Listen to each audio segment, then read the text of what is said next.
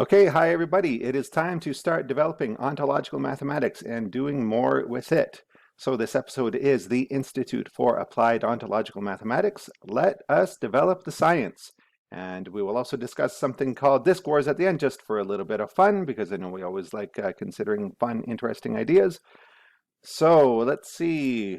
Who's the only scientist that can start developing this further? It is yours truly. Now, I'll give you a rundown of my qualifications. Master's degree in astrophysics. I've worked on an international space telescope called UVIT, the Ultraviolet Imaging Telescope.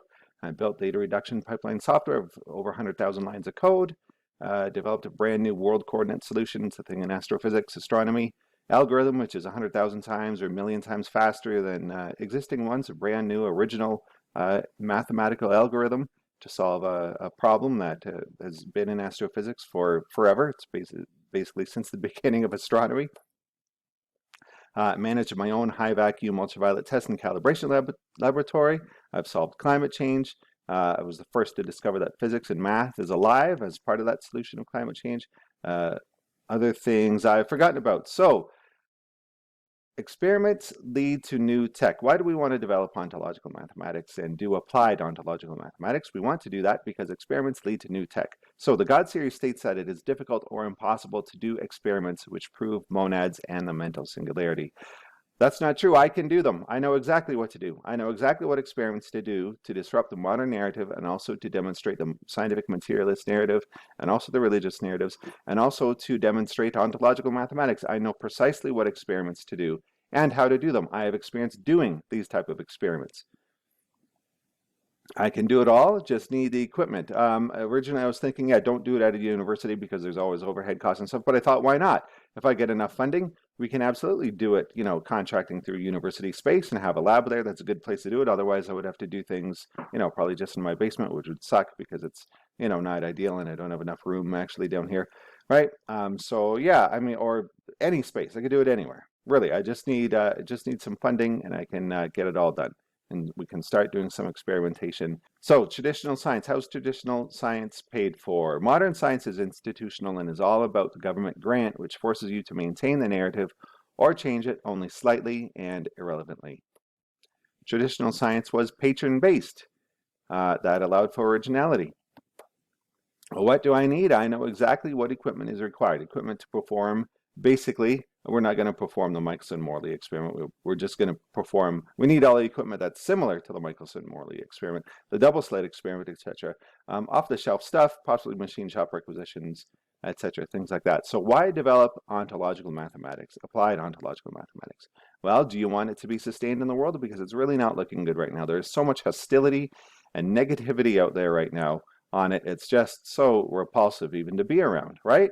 It's just, there's just like so much sensitivity and there's like this, now it's turning into a cancel culture actually, what I see people doing now. The people who are following certain groups online, you've just turned into a new woke cancel culture. And so that's not good. That's not, you're just becoming ultra negative, ultra unproductive, not doing anything. I can do stuff with ontological mathematics. I'm the only person who has done stuff with ontological mathematics in the actual real scientific world.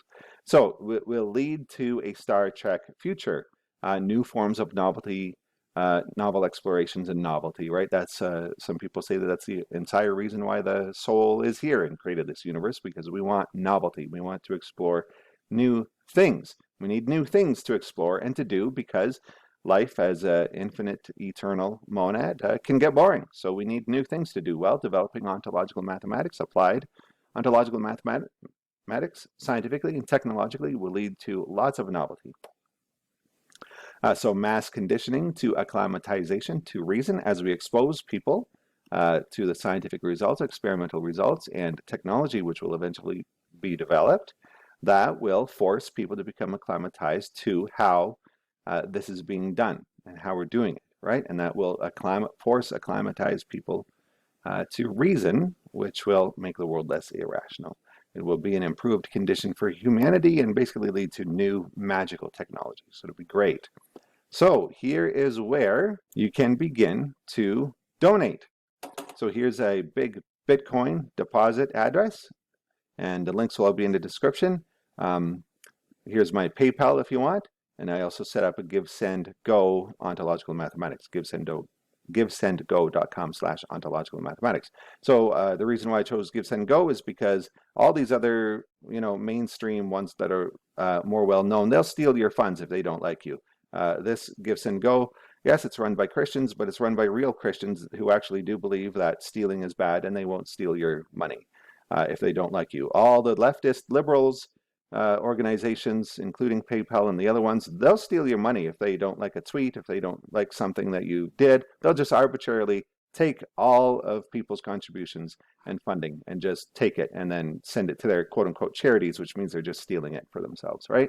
So we want to avoid those sort of things. Of course, Bitcoin is totally secure. Here it is. So here's the give, send, go. So development of applied ontological mathematics. So initial funding of $1 million, but I mean, that's just, a placeholder, some of the equipment, so for a camera like a CCD camera, that's going to cost anywhere between $5,000 to $15,000 US, depending on the quality of it. And we're going to need several of those. And it's like, okay, well, that only adds up to a few tens of thousands of dollars, but we need a lot of equipment. We might need lab space, and we might need to contract through, the university where I currently work at to get a lab space. A university won't fund, you won't find any scientist anywhere else in the world. I'm the only scientist in a position to do this stuff, right? I'm the only one. No one else is going to do it. No other scientists are going to read the God series books. It's just not going to happen. It's never going to happen. I'm telling you right now, no mainstream scientist is ever going to read those books or care about them, right? So I'm the only one in a position, right? And the thing about universities, so they would never fund it. They would never fund me to go explore ontological mathematics. But what a university will do is accept money, because they are, I don't want to use a bad word, but, they'll accept money. If you offer them money and you say, we want to have some lab space for some, scientific experiments that we're going to perform, they'll absolutely do that, right? And so, yeah, they charge overhead for that, and it costs more, but why not? That's a good space to do it. At first I was thinking, oh no, don't do that. Don't go through the university system to do it. But, on the other hand, why not? Lab space at a university is nice. It gives a place for all the experiments to be done. And yeah, it's good. Why not? So anyway, let's read this. Ontological mathematics is a new scientific philosophical theory which will unlock the knowledge and the technology to provide a Star Trek future. This campaign will fund equipment required for experimentation, which will seek to demonstrate empirical evidence for ontological mathematics, and ultimately for the existence of the mental singularity and of the monad, soul, and God. We will reset scientific thinking to the time period circa the year 1900, placing it upon a solid, rational interpretational basis from which to then redevelop modern science. The precise details of which experiments will be performed and how they will be performed will remain secret for now, but all details will be published either for free or in a public access scientific journal after the results are analyzed.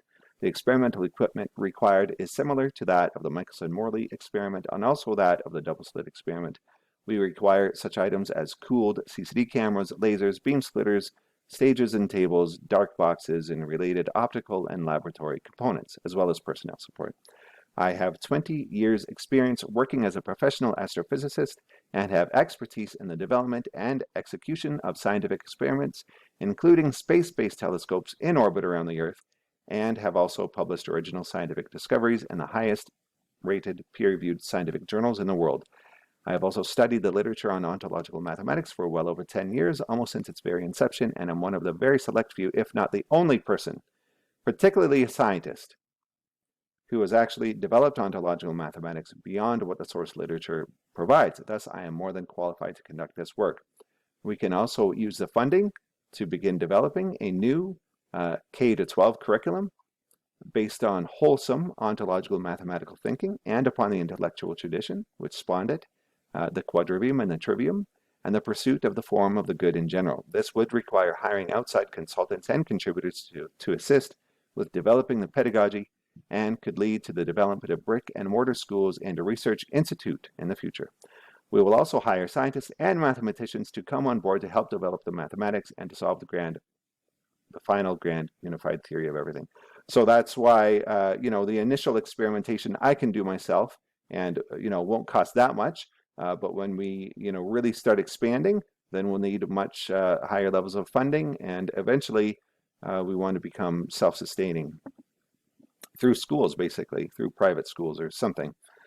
Your support will help to usher in a new era for human history where magic and science fiction will become reality. Your contribution will eventually lead to the creation of a world full of beauty, perfection, intelligence, goodness, and freedom, both for our natural environment and for the human condition.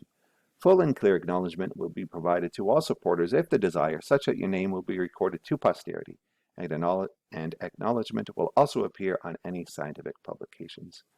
Excellent, right? So here's the link. It's just givesendgo.com/ontological mathematics. So let's start rolling in and get this done, because what else is happening? Not much. Not much else is happening, is it? It's just a bunch of negativity and awfulness and, cliques forming. Cliques forming, and it's just also quite silly. I'm the only scientist in the world, the only one who can do this. I know exactly what experiments to do. I've done experiments like this. I've done the Michelson-Morley experiment when I was a student.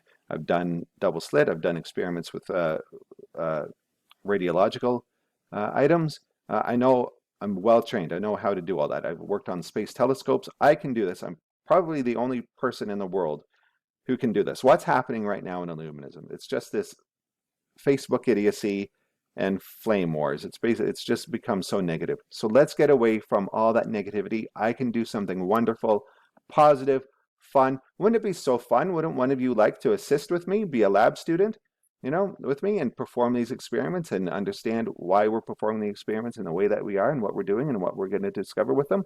Wouldn't that be fun? It would be so much fun. Let's do something positive. Let's do something fun, okay? This is going to be fun. It's going to be great, right? So who's the only scientist? It's me. I'm the only one around. No one else is doing anything or is capable of doing. All due respect, is capable of doing anything, okay?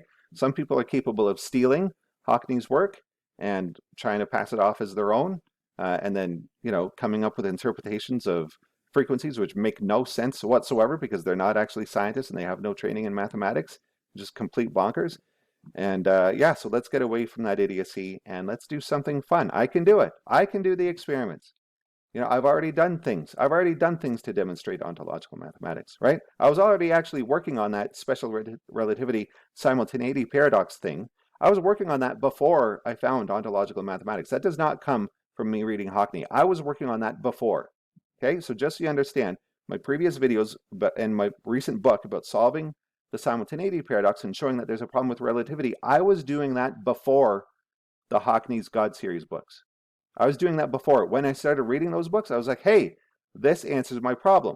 This answers, this problem of the simultaneity paradox, which everyone thinks is real, but I realized was wrong. I realized that it was wrong. There was a problem with it in university. Actually, before university, in high school, when I was reading on my own books about relativity theory, I saw that there was a problem there. Then when I went to university, first year university, in a physics degree, astrophysics degree, you learn that in the classroom, and I raised my hand. I said, I think there's a problem there. And then the teacher just, waved it off, and, it didn't go anywhere. It's actually hard in the classroom. You can't actually, create new scientific interpretations in a classroom. You just have to listen to the prof, right? And so there was a lot of pressure. But anyway, that's always stayed in my mind, and I'd come back to it around the 2009, 2008 time period before I had gotten into Hockney. Discovered Hockney, and then when I did, and I was writing papers on that, and then when I did discover Hockney and started reading their stuff about relativity theory and how to solve it, and I thought, oh man, this is perfect. This totally goes along with what I had been working on, solving the simultaneity paradox. Subsequently, I got more heavily involved with the climate change stuff, solving that, and other things, and so now I've finally been able to come back to that. So in any case, I'm the only scientist around who truly can develop applied ontological mathematics, doing experiments, doing empirical experiments to demonstrate the hypothesis of ontological mathematics. I can do it, and it's going to be a lot of fun, okay? I know exactly what to do. I know exactly what experiments to do. And yeah, it's not easy. And yeah, the reason why it costs a lot of money, why it costs $15,000 for a camera, because you need a special scientific cameras, right? You can't just use a camera phone. You have to be able to control the light beams. You have to control things to a very fine level, right? And so that's why it costs a lot of money. That's just what it costs, right? You can't do it with like a camera from Walmart, right? You need a computer-controlled, specialized camera where you know its properties, its quantum efficiency curve, its quantum efficiency spectrum, um, uh, and then you need the other optical components that you can have computer control for. You need a lab space that you can have light sealed so that there's no stray light coming in, so that it can be extremely dark. A lot of stuff. But anyway, I can do all that stuff. I know how to do all that, and I doubt there's anyone else out there who can actually do that. Although it'd be fun to teach someone. Yeah, so we need patron-based science. That's how it works. There'll never be funding. There will never be funding for this. There will never be public funding for ontological mathematics unless we get it going. There's got to be funders out there, right? We got to be able to move this forward and get this happening. To start with the experiment, just to start with the experimentation, for all of the equipment I would need to get started, you're probably looking at $50,000 US just to start with the equipment. That would probably cover it. But then where are you going to perform the experiment? So now if you want to use a university lab space, well, you have to contract to the university for that, and there's going to be overhead costs, and typically the overhead costs are 100%. And that's why, I mean, that's why it's so lucrative for universities to just do what the government tells them to do, what the narrative allows them to do, because that's what you get money for, right? And they make a lot of money off that, right? It funds their bureaucracy, right? University bureaucracy has expanded something like 10,000% in the last 50 years, like 100,000% probably, you know? It used to be that bureaucracy in university, like the secretaries and whatnot used to just be, you know, you'd have one secretary for a whole physics department, and that was sufficient. Now there's probably more secretaries and more officers, you know, and things like this than there are actually scientists working, right?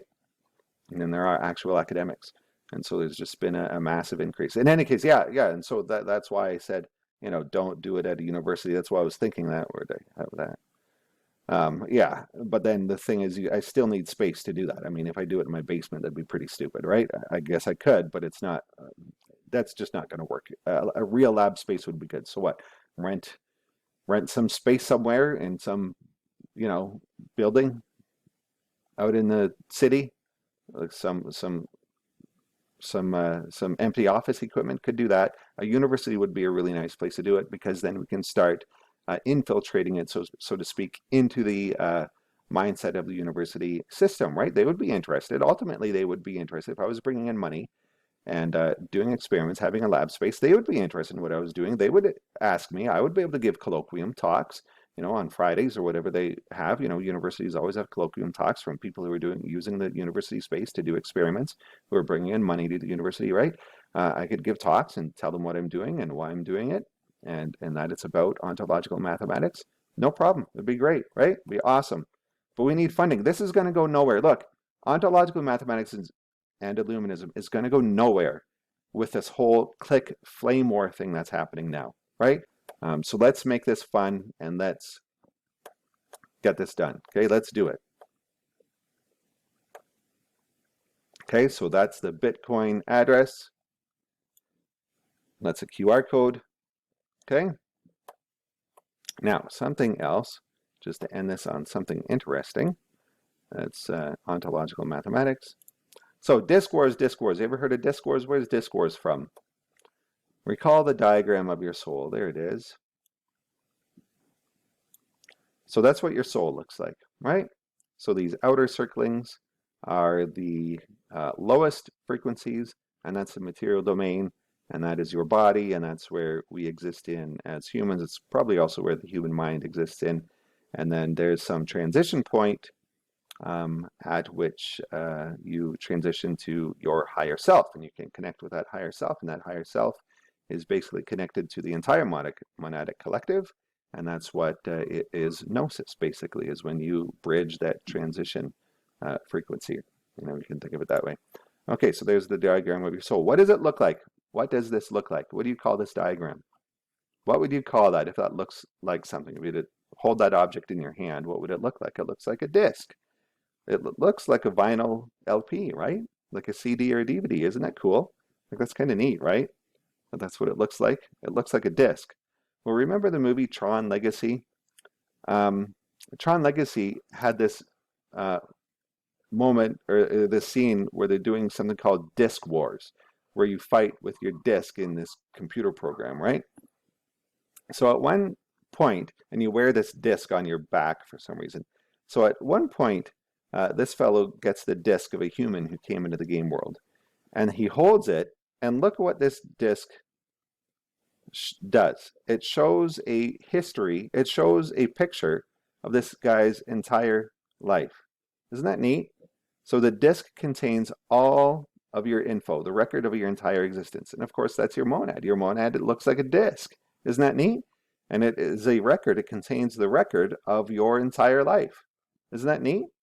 And, you know, obviously it would also contain the record of all of your past lives and everything, right?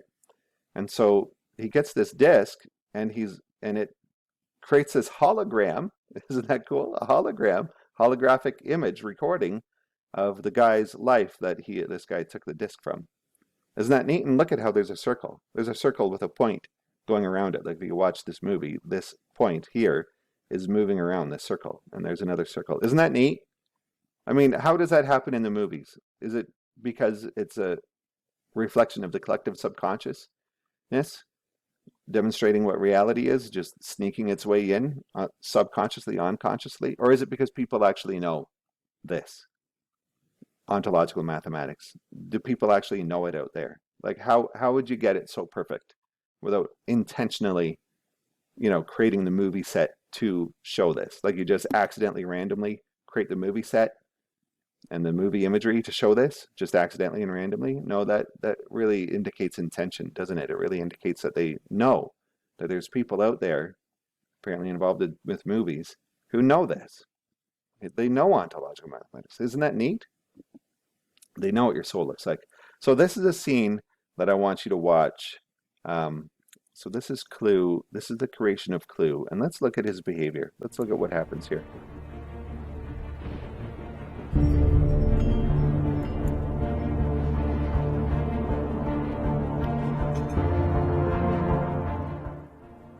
So this guy is Clue, and he's a clone of the creator. So that's the human creator of the game. So that'd be like God, so to speak. And he creates a helper in his image. You are Clue. Now listen to this. Clue. You will create the perfect system. I will create the perfect system. Together we're gonna change the world, man. You will create the perfect system. I will create the perfect system. Now look at him. He's so mad. What's he so mad about? He's thinking about his creation. And look at this idiot. See? So look, he only has helpers. He only has helpers who are complete morons. Look at this guy holding this book. He doesn't even know how to hold a book. So all of his helpers are complete morons. He gets the stupidest, dumbest follower, yes men, idiots to be his helpers, to be his top right, his own top right-hand man. Isn't that interesting, right? So why is he so mad? Why is he so angry thinking about his creation? Made him so angry, the poor guy, hey? Just having a temper tantrum. Okay, so program crash. What made Clue Lucifer? Yeah, so Clue is basically Lucifer. And you get that from another scene in the movie where Clue is first introduced. So what made him go insane? So he was given a command which was illogical. It did not compute, and there was a paradox in the command, right? So you will create the perfect system. So what's the problem with that command? So you have to put it in the context of that scene. He was just created, Clue or Lucifer, he was just created as a helper computer program. And then his first command is right after his creation, is you will create the perfect system. So what is wrong with that sequence of events? What causes him to crash and go crazy and become this psychopath? What's the problem? There's a problem in the command he was given. God gave him a command which didn't make sense. Do you know why it doesn't make sense? Because as a created entity, he is not perfect, as only uncreated beings are perfect. A created being is less than its creator, particularly if the creator is itself uncreated. And only a perfect entity can create perfection. As an entity who is not perfect, how is he going to create Clue? How is he going to create a perfect system if he's not perfect? Right? He was just created. Because he was just created, that shows that he's not a perfect entity. To create perfection, you need to be perfect. And to be perfect, you need to be uncreated. But he was just created. So that was the logical error in the command. And it makes him go crazy. So a better command would have been, you will help me to create the perfect system. So that's, not impossible, possible. That's a possible task, right? Versus, not impossible. Okay, impossible versus not impossible task, right? So that's not impossible for Clue to do, or Lucifer. Clue will help and can help to create the perfect system. It's helping, right? But if all of the responsibility is for Clue to create the perfect system, and he was just been created, that's impossible. And that makes a computer algorithm crash and go crazy. So what's it make him become, how does it make him crash? He becomes obsessed with equality, right? Because he's not equal to the creator, because he's created, not uncreated. So that makes him go insane. I have to be equal to the creator because my command is to create this perfect system. I have to create a perfect system. Well, to do that, I have to be perfect. So I have to be equal to my creator. So he's obsessed with equality. He just becomes crazily obsessed in a psychotic way with equality. And this also makes him then have to destroy everything else. It makes him have to destroy evidence of everything else that is perfect. Makes him have to destroy that. So he wants to destroy all uncreated beings, right? And that's what he's doing in this movie. He wants to just, it's called the genocide of the movie. He kills them all, right? He needs to destroy all other evidence of things which are before him, coming before him, more perfect than him, right? Because he needs to make himself perfect, or essentially perfect God. So he wants to destroy God so that he can replace God, right? Basically creates a massive inferiority complex. Massively inferior, just so insecure. It made him so insecure and so sad and so upset. Anyway, great. So that was kind of fun. Isn't that interesting? Isn't that interesting that there are things like this out in the movies? Oh yeah, and then the same thing actually happens in the movie The Santa Claus with Tim Allen. So Tim Allen, as the Santa Claus god, so to speak, creates a helper robot, and this helper robot goes crazy and starts creating other robots and becomes a dictatorial, psychopathic robot. Isn't that interesting that this is all throughout our movies? I mean, I guess it's just a reflection of the Christian mythos, but still, it's interesting. I mean, particularly when you see things like this. He's holding a disc, which is actually what your monad is, shaped like, and would look like, and it holds a hologram showing your life, a recording history of your life. Isn't that neat? Okay, so just fun stuff to think about. Watch that movie, Tron Legacy. Fun movie, and think about it in those terms, right? See what else you can see. What else are they showing about ontological mathematics and the mythos of Lucifer versus God in that movie, right? It's fun. So let's go back to this. Let's get it done. Let's do it. Let's develop ontological mathematics. Just send me the guys. I got nothing else to do. This is what I can do. I can do this. Okay. No one else is going to do it. No one else can do it. Okay. I can do this. And it seems like whoever the writers are, they've had ample opportunity to bring it out, to bring out the math, to bring out the technology, and bring it out. They're not doing it for whatever reason. Okay. It must be a good reason. We have to do it. Okay. So let's get some funding in place. We need, probably $50,000 to $100,000 to start. I mean, if we're going to go through university, then we need even more. There's got to be, it's coming, okay? Like that scene from, whatever that stupid Tom Cruise movie is. Show me the money, right? Come on, bring it. Bring it. It's going to go to this. That's what I'll do with it, all right? No problem. I'll have a list of expenses and I'll show exactly where the money's going, okay? No problem. I'm not going to steal it for my personal life. I'm not going to use the money for my personal life. I don't have any physical needs, okay? My physical needs are pretty much taken care of, okay? That's no problem. I want to do the science. I want to do the experimentation, right? I want to do the empirical studies and demonstrate this, okay? So let's do it. So give, send, go, ontological mathematics, okay? You can read that blurb. Won't that be fun? Won't that be a lot more fun and a lot more productive than what's been going on? So let's make this cool. This is going to be so fun. Okay, I can't wait. I can't wait to do these experiments.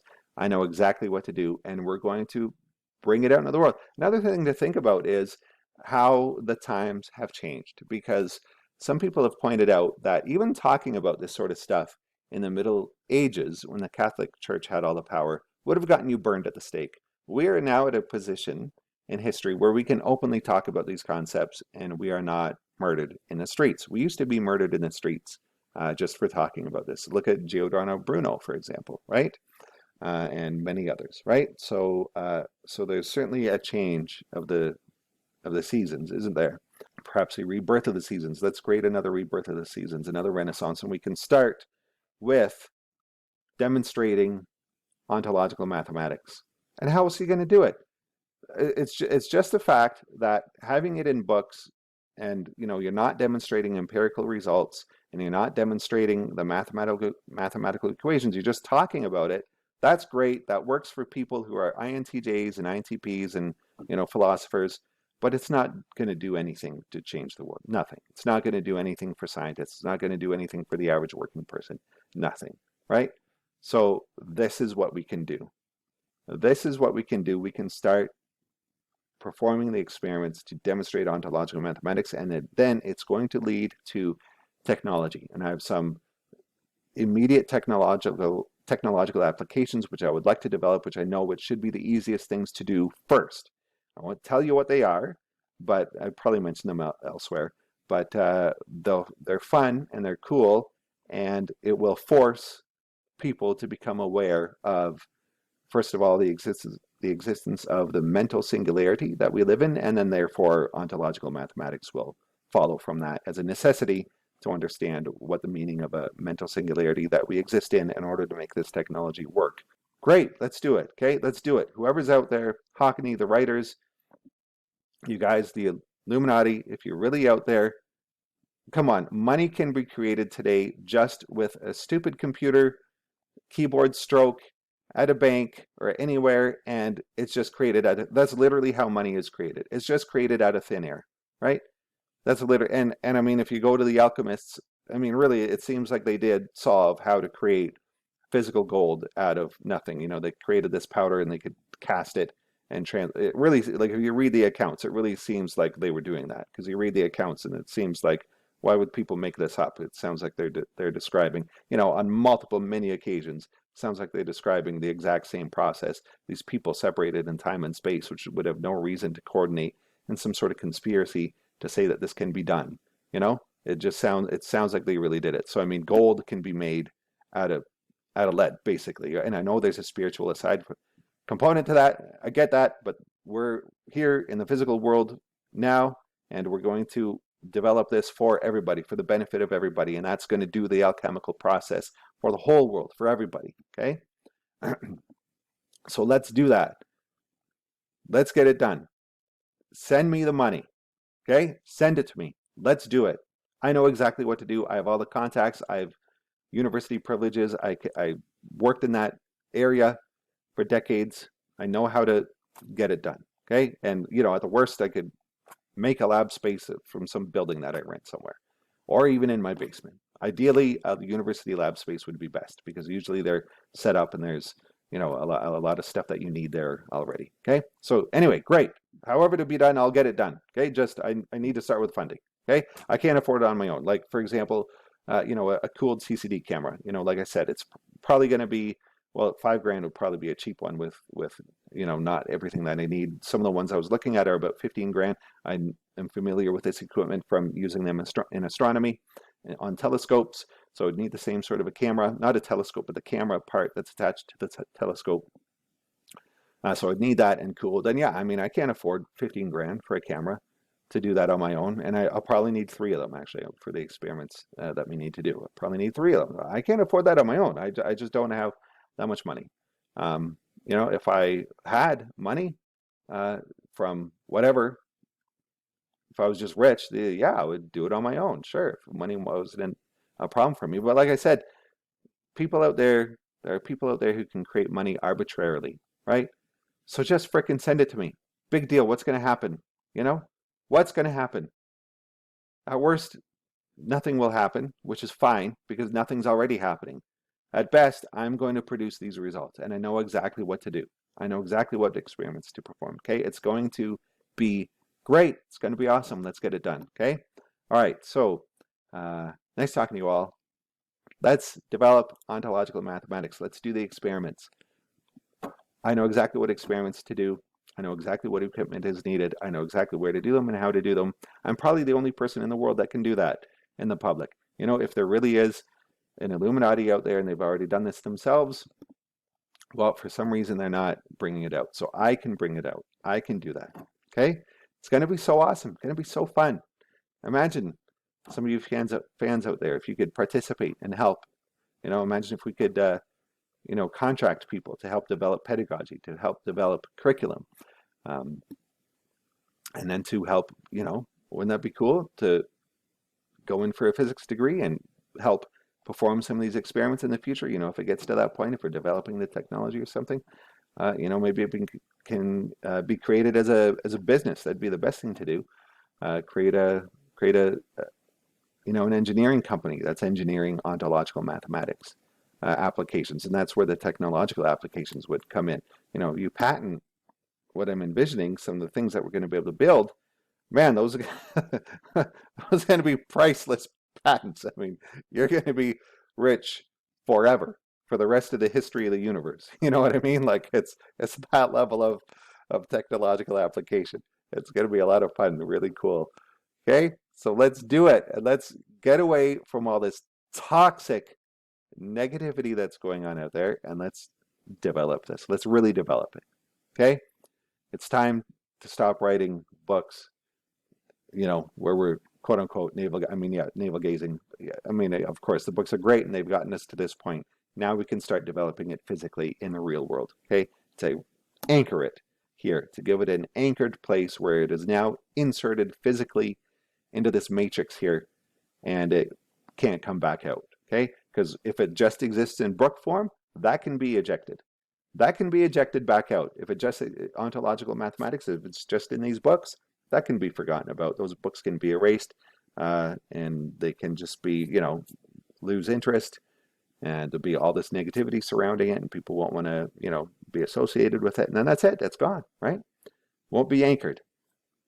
What I'm going to do will anchor it into this matrix here, and it won't be ejectable because it'll be hooked in. You hook it in by making it relevant to people's lives. Okay? Good. Let's do it. Bye.